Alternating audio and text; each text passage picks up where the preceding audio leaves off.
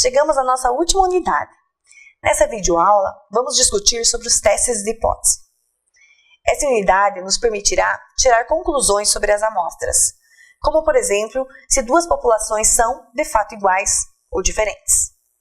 São muito úteis para o gestor na tomada de decisão. Para compreender os testes de hipótese, vamos seguir alguns passos. Primeiro, defina a hipótese de igualdade, o H0, e a hipótese alternativa, H1, para tentar rejeitar ou não H0. Segundo, você deve definir o nível de significância a ser trabalhado. Terceiro, definir a distribuição amostral a ser utilizada. E, por fim, definir os limites da região de rejeição e de aceitação. Você deverá definir a estatística a ser utilizada no teste em razão da distribuição amostral que esta apresenta, podendo ser teste de hipótese para uma média, teste de hipótese para razão de duas variâncias, teste de hipótese para diferença entre médias, teste de hipótese para diferença entre proporção, o teste Q-quadrado e a associação entre variáveis. Vamos compreender a aplicação melhor através dos seguintes exemplos. Vejamos o primeiro exemplo, que é semelhante ao exercício 3 dessa unidade 4. Vamos lá. A prefeitura de uma determinada cidade está interessada em saber se existem diferenças entre escolas de região pobre e de regiões ricas da cidade. Selecionou, então, uma amostra de 15 estudantes de uma zona pobre, que resultou em um teste específico, uma média de 107 pontos e um desvio padrão de 10 pontos. Já os 15 estudantes de uma região rica apresentam uma média de 112 pontos e um desvio padrão de 8 pontos. Verifique se a média dos pontos dos dois grupos é diferente ou igual, a fim de que possa saber se deve investir em qualquer uma das regiões ou se uma delas demanda mais atenção. Bem, vamos resolver esse problema para avaliar as hipóteses. Primeiramente, vamos criar as hipóteses H0 e H1. O H0 é igualdade, logo, o H1 trabalha a diferença. Iremos trabalhar aqui com um nível de significância de 5%, logo, o meu alfa será 0,5. Precisamos verificar se as variâncias elas são estatisticamente iguais ou diferentes. Nesse caso, como estamos trabalhando com amostras pequenas, menor que 30, e são amostras independentes, eu vou usar o teste T, através dessa fórmula. Então, vamos retirar os dados do exercício. Temos lá, no primeiro caso, que o meu N1 será 15, o meu X, que é a média, nesse caso é 107, e o meu S, que é o desvio padrão, que foi dado lá, como 10. No segundo caso, nós temos o quê? O 15, a minha média 112 e o desvio igual a 8. Agora, é só vir aqui na fórmula e substituir os valores.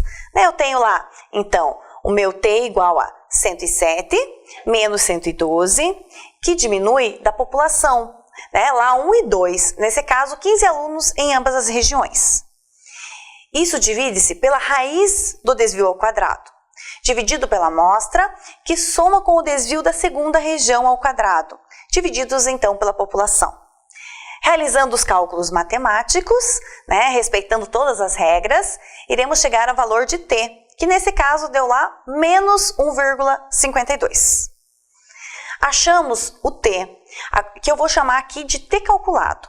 O próximo passo é comparar esse valor com o valor de T tabelado ou padronizado, com auxílio lá da tabela 16 do nosso livro. Para achar o valor na tabela, primeiro eu preciso calcular o grau de liberdade, o meu GL. Graus de liberdade. Então, tenho aqui a fórmula, Ela, no primeiro momento, pode assustar. Mas vocês vão perceber que é bem tranquilo. Basta substituir os valores e calcular. Os valores nós já retiramos na fórmula anterior. Agora a gente só vai colocar aqui nessa fórmula, substituindo, como vocês podem ver no slide, e então eu vou fazer toda a continha. Vocês vão ter que chegar lá ao valor de 26,73. E aí eu vou arredondar e vou usar 27 graus de liberdade. Aí eu vou lá, recorro à minha tabela, e eu vou olhar lá, na horizontal, e na vertical. Na horizontal, eu vou olhar o meu nível de significância adotado. Nesse caso, a gente usou 5%, né? Então 0,5. Como o teste T ele é bilateral, eu vou olhar lá para o 0,025. E na vertical, eu vou olhar lá o 27, que foram os graus de liberdade que eu encontrei. E aí eu venho aqui no centro e verifico qual que é o meu valor de T calculado. Nesse caso é 2,052, né? Tanto positivo como negativo. Para finalizar, nós vamos olhar lá para a nossa área de aceitação e rejeição. Vamos olhar lá para a nossa figura. A área das pontas em escuro, vou colocar, né, aqui o valor que eu achei, que é o 2,052, negativo e positivo. Então, essa área das pontas é a área de rejeição, né? E aí eu vou colocar onde está o meu T calculado, que nesse caso foi menos 1,52, que ele é maior que o T tabelado. Logo, esse valor de 1,52, ele vai me dizer o quê? Que ele está na área de aceitação. Então, nesse caso, quer dizer que eu não rejeito o meu H0, indicando assim que as duas regiões, tanto a pobre como a rica, apresentam o mesmo potencial. Ou seja, eu confirmei a minha hipótese de igualdade. Então lá, o valor, então ele foi maior, né? Caiu na área de reaceitação, então eu rejeito o H0. Eu não rejeito, desculpa, o H0, né? E assim as duas regiões apresentam esse mesmo potencial. E é isso, gente. Muito obrigada pela atenção de vocês. Bons estudos!